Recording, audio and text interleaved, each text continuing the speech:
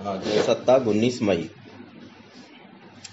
Yes, देश में corona संक्रमितों और इससे मरने वालों की संख्या जिस तेजी से बढ़ रही है वह इस बात का स्पष्ट संकेत है कि आने वाले दिनों में इस महामारी का कहर थमने वाला नहीं है।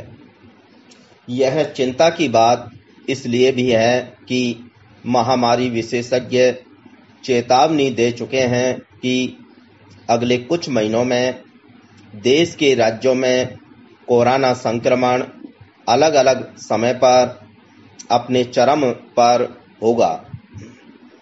इससे एक बात यह भी स्पष्ट हो गई है कि अगले कई महीने तक देश को इस महामारी से मुक्ति नहीं मिलने वाली।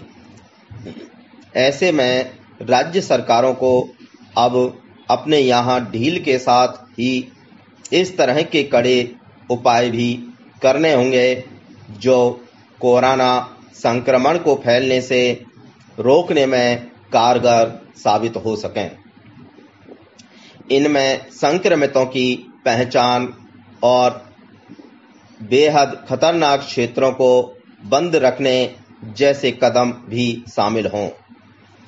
इसके अलावा घर घर जाकर जांच करने का भी अभियान चलाना होगा। सरकारों के लिए यह काम पहले के मुकाबले अब ज्यादा चुनौती भरा इसलिए भी होगा क्योंकि अब पूर्णबंदी में चरणबद्ध तरीके से काफी ढील दी जाने लगी है और लोगों की आवाजाही तेजी से बढ़ने लगी है। अभी प्रवासी मजदूरों का भी बेरोक टोक आना जाना जारी है। ऐसे में कौन कहां अपने साथ संक्रमण ले जा रहा होगा यह पता लगा पाना असंभव है। पैरा इस वक्त सबसे ज्यादा हालात महाराष्ट्र, गुजरात, तमिलनाडु, दिल्ली, मध्य प्रदेश, पश्चिम बंगाल और राजस्थान जैसे राज्यों में खराब हैं, जहां संक्रमण बढ़ने की रफ्तार काफी ज्यादा है। हर दिन आंकड़े नया रिकॉर्ड बना रहे हैं।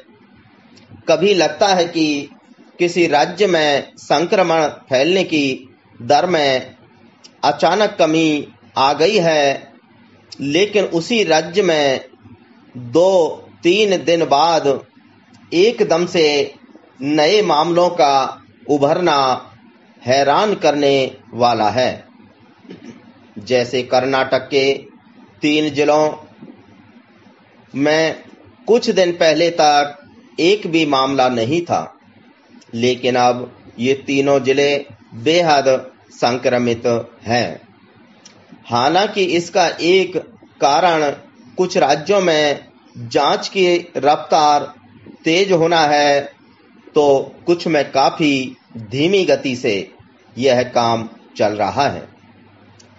भले ही सरकारें यह दावा करें कि उनके राज्य में इसके सामुदायिक स्तर पर फैलने का खतरा नहीं है, लेकिन हालात बता रहे हैं कि हम इस खतरे से बहुत दूर भी नहीं हैं।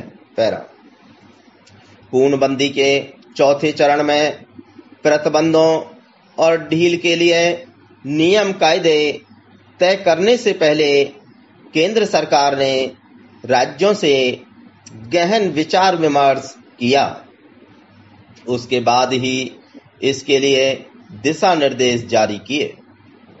जाहिर है केंद्र ने पूर्णबंदी को और अधिक सफल बनाने के लिए राज्यों को स्थानीय स्तर पर फैसले लेने के अधिकार दे दिए हैं। अब राज्य सरकारों को ही तय करना है कि वे ऐसे कौन से कदम उठाएं जिससे न सिर्फ कोरोना संक्रमण का फैलाव रुके, बल्कि आर्थिक गतिविधियों को भी रफ्तार मिले। लेकिन राज्यों को अब ज्यादा सतर्क रहने की जरूरत है, क्योंकि प्रवासी मजदूरों का पलायन अभी रुका नहीं है और इनसे ग्रामीण इलाकों में महामारी फैलने की आशंका गहराती जा रही है। ऐसे में राज्यों को अपने यहाँ हर आने वाले की गहन जांच करनी होगी।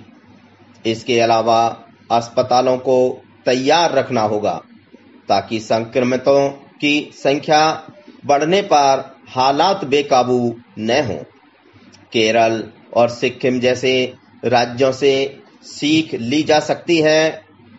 केरल ने किस तरह से अपने यहाँ बेहतर स्वास्थ्य सेवा और कड़ी निगरानी के बूते कोरोना को फैलने नहीं दिया। सिक्किम ने सख्ती से प्रतिबंधों का पालन करवाया और राजस्थान का भीलवाड़ा जिला, जो देश का सबसे ज्यादा संक्रमण वाला स्थल बन गया था, वहां जिला प्रशासन ने महीने भर में उस पर काबू पा लिया। महामारी से निपटने के लिए राज्यों को तो कमर कसनी ही होगी, साथ ही अब नागरिकों को भी ज्यादा जिम्मेदार बनना होगा, तभी हम इस संकट से निकल पाएंगे। स्टॉप।